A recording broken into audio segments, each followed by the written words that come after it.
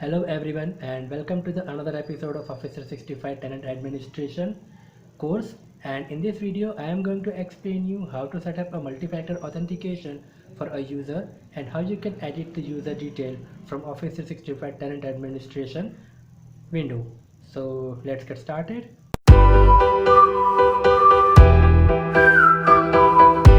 So in order to get started, open your favorite browser and then hit the URL portal.office.com. And here you have to sign in with your Office 365 tenant administration account.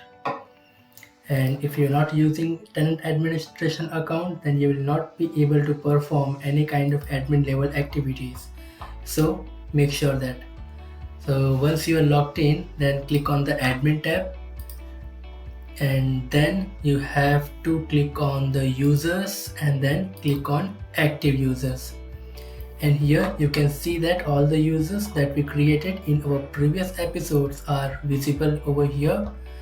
So now let's first of all configure a multi-factor authentication. For this, Ben Andrews. So what is the step? Just click on the multi-factor authentication.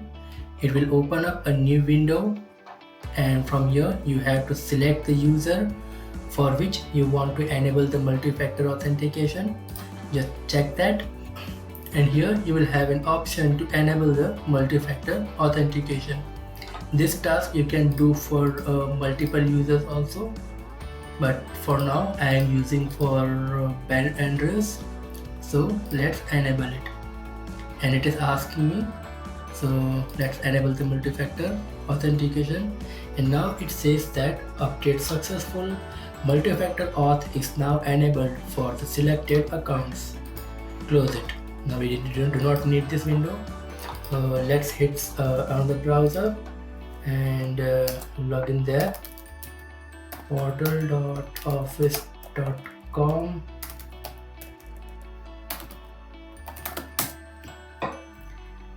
And now let's log in with this account.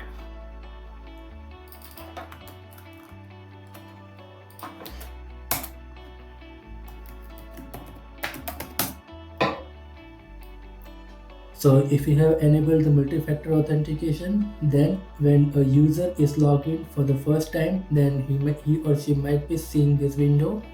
So what we have to do is we have to just click on next, and then it will ask you to enter a multi-factor authentication factors, like how you want to authenticate your sign in, by using authentication phone or by a mobile app. For this, let's go with authentication phone, and from here we have to select our country because it will ask you for the contact number. So let's select India, and here I'm entering my contact number, and here it tell me that send me a code by a message. So let me click on next. Now Microsoft will send a code to my phone number displayed over here. Let's wait for this, and here it is asking me to enter the code, and the code is I received is 766980, and click on verify.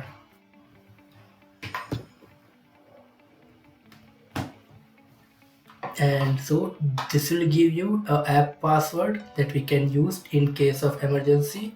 For example, if our phone is out of network or out of reach and we cannot contact to our phone, and in that case we can use this password. So store this password somewhere securely and click on done. So when you click on done, and now you are successfully logged in to the portal. As user is logged in very first time, so you will have to go through some of the checks like setting up time zone, etc. Okay, now again let's see login with the same user for the second time, what it does. Hit portal.office office.com, and I'm again using the same email address. Let me enter the password. And now it is not asking me any more windows, it directly asks me the security code. So I received a security code here, 831954, and hit enter. And now you can see that without any additional window, I am able to log into the portal. As this is not an admin user, you will not see any admin option over here. So in this way, we can set a multi-factor authentication for a user. Similar way, we have if we want to disable the multi-factor authentication.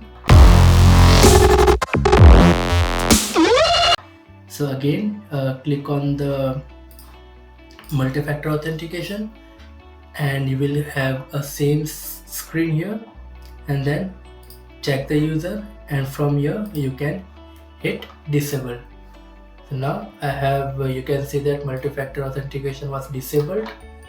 So let's go and check again here. I'm signing out from the login, and I'm again hitting portal.office.com, and let me sign in again. And now you can see that I didn't got any kind of pop-up window which was asking me to enter any code. So now we have seen that how we can enable the multi-factor authentication and how we can disable the multi-factor authentication. Now the next step is we have to see how we can edit the information of an existing user. So just click on the user for which you want to update the information, and here you will be having all the possible information that you can update. Like let's start from the top. From here you can assign a photo to a user, and from here you can reset its password, and from here you can block this user so that this user will not able to sign in again to your tenant. And from here you can delete this user. And if we talk about the account detail, from here you can manage its username. Like at present the username is Ben.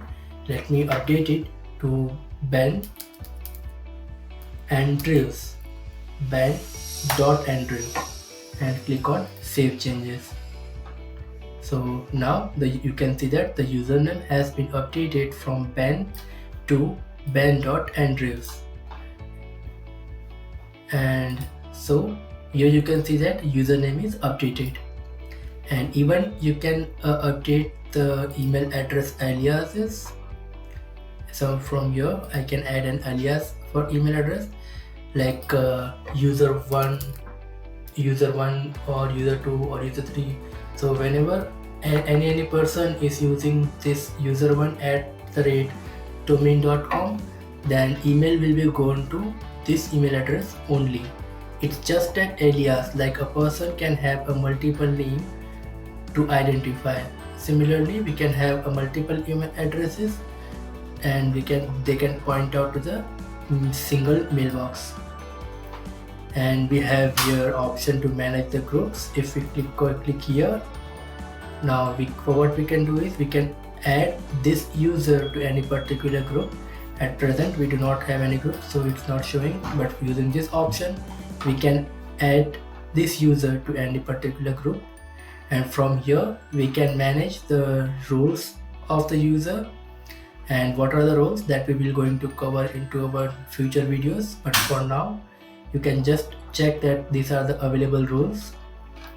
We can assign any of the roles, and then we have the manage contact information, and from here we can manage the contact information, like it's your phone number, its office address, country, state, name, etc, etc. We can manage from here, and we can update it from here. Let's hit cancel, and then I'm having an office activation option, like click on the office activation.